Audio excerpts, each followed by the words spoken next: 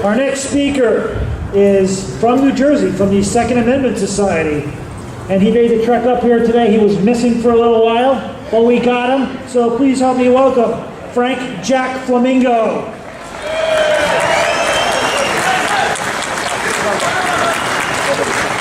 Well, hello, Connecticut. Well, before I even start, I'd like to make a real quick announcement. This gentleman to my left over here is Rich Mazzullo. He is running for Senate in New Jersey, and he is a staunch 2A supporter. On my right-hand side, this is my Vice President, Alexander Rubian. This is my Communications Director, Teresa Hubble. And this is my Operations Director, Cliff Toy. We're all here representing the New Jersey Second Amendment Society. And why are we here? Because we want to show our support with you guys.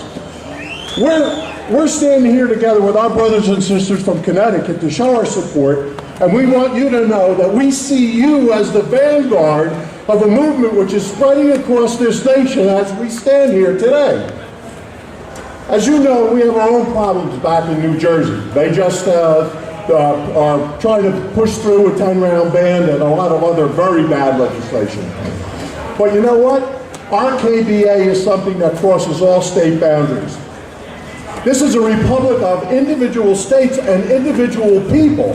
It is not a nation it is a nation of laws, not a nation of whims. While each state may have its own sovereignty, none may vote away the inalienable rights of the people. And the chief right among these rights is the right to protect one's life and freedom, and the right to protect and defend one's family, loved ones, neighborhood, community, state, and nation against any attack, regardless of whether it comes from a single criminal, from a gang, or from a government which no longer respects the rights of the people.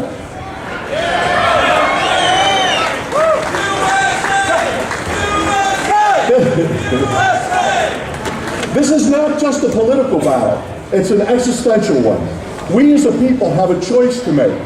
Do we give up our rights to repel the initiation of the use of force against us, or do we exercise the pre-existing rights our founders so carefully enshrined in the Constitution and the Second Amendment? One choice will lead to slavery, and the other to freedom. It is astonishing to me that we even have to make this choice. Proponents of gun control, a lie that we all know is code for people control, they'll say, but we only want to limit your rights. We don't want to take your guns away. All we want is reasonable regulations. To that I say, the only reasonable regulation that gun owners need to follow is, do not use your guns to initiate the use of force against your fellow humans. We don't tell people what books to write, nor do we tell them how many words they can use. Why do they believe that they can restrict the type of weapons that we can use to defend ourselves, or the number of rounds that we can have? They will tell us, well, restrictions are necessary.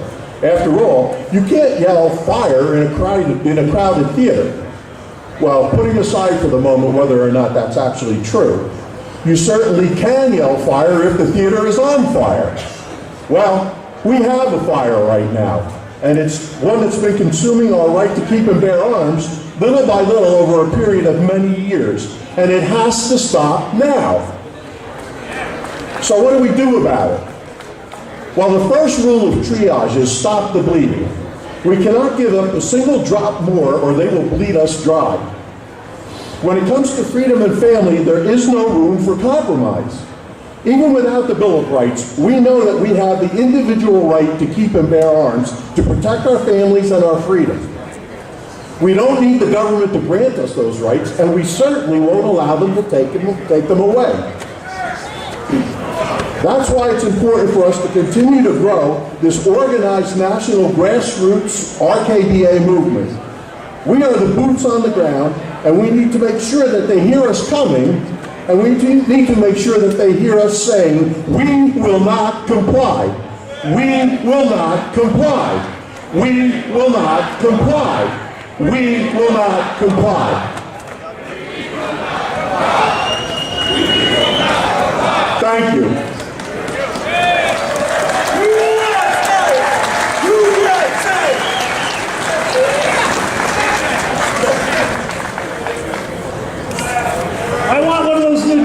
Second Amendment Society hats.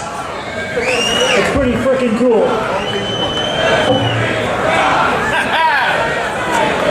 Thank you.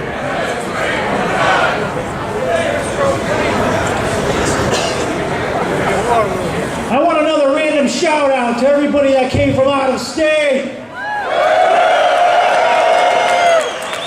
Thank you guys. I know you guys, some of you guys came from a long way, and it will not be forgotten here in Connecticut. Thank you. Also, just a real quick shout out. Behind the scenes helping with our litigation is the National Rifle Association, and I want to make sure that they are acknowledged for their presence and their effort in showing up here today. Some of them came from the corporate office down in Virginia. So thank the NRA for standing with us.